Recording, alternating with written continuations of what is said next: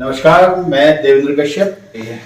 Ticket के लिए आप वरिष्ठ कांग्रेस नेता हैं, आप भी तैयारियों में हैं। क्या है कांग्रेस की तैयारियां और आपकी कितनी तैयारी है टिकट लाने की? देखिए, टिकट लाने की जहाँ तक तैयारी का सवाल है, मैंने अपनी बात को सभी वरिष्ठ नेताओं के सामने रखा है।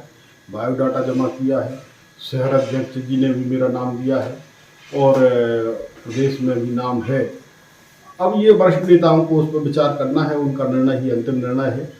लेकिन जहाँ तक तैयारी का सवाल है, तो जो कांग्रेस की तैयारी है वही मेरी तैयारी है।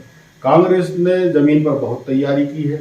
व्यक्तिगत रूप से मुझे जो भी अवसर पार्टी की तरफ से काम मिला है, उस काम को मैंने पूरी तन मन धन से निभाने का प्रयास किया है।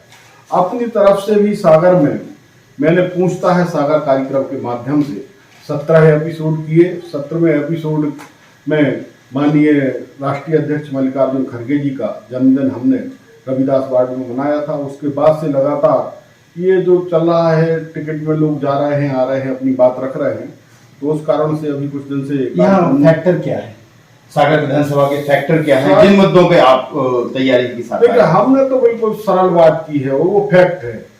फैक्ट ये है, उसमें किसी को अच्छा लगे या ना लगे, लेकिन अब जो चीज है तो है। जैसे यहाँ 1993 में प्रकाश जैन चुनाव हारे थे, फिर 1998 में प्रेम नारायण मिश्रा हारे थे, फिर 2003 में सुशील तिवारी जी, फिर 2008 में सुशील तिवारी नहीं, 2008 में फिर से प्रकाश जैन, और 2013 में फिर से सुशील तिवारी जी, और फिर 2018 में नेवी जैन। तो मेरा कहने का मतलब ये है कि भाई 3 बार जैन और 3 बार ब्राह्मण यहाँ लड़े हैं, और यदि पिछड़े वर्ग को मौका दिया जाए तो उस हिसाब से मैंने अपनी बात रखी है। और अंतिम निर्णय पार्टी का है, पार्टी जो निर्णय लेगी उस निर्णय के साथ हम लोग हैं, मेहनत करेंगे। लेकिन ये बात हमने रखी है कि 6 बार क्योंकि जैन और ब्राह्मण कैंडिडेट अभी तक हार गया है, तो एक बार पिछड़े वर्ग को मौका मिलेगा। आपने वर्गीय की बात की है, तो यहाँ संख्यावार क्या है, जाति है, क्या गणना क्या है यहाँ पे? अंदाजन ये है कि जैसे यहाँ सबसे ज्यादा संख्या पिछड़े वर्ग की है, यहाँ आधा पिछड़ा वर्ग है, और फिर यदि एससी है, शेड्यूल कास्ट, हाँ शेड्यूल कास्ट है दूसरे नंबर पे वर्ग के आधार पर माना जाए तो, और सामान्य वर्ग को माना जाए तो वो मतलब सबसे कम रहेगा। तो उस हिसाब से अनुसूचित जाति, जनजाति, और जनजाति तो यहाँ कम है, सबसे कम है जनजाति, यहाँ पिछड़ा वर्ग की संख्या सबसे ज्यादा है। क्या मानते हैं फिर आपकी लड़ाई किस स्तर तक जाएगी, और आलाकमान आपकी बातों को कितनी गंभीरता से लेंगे? मेरी बात अकेले से नहीं है। अभी जो कर्नाटक मॉडल है, माननीय मल्लिकार्जुन खड़गे जी ने और सिद्धरामैया जी, डी शिव कुमार, ये बड़े बड़े नेताओं का निर्णय है।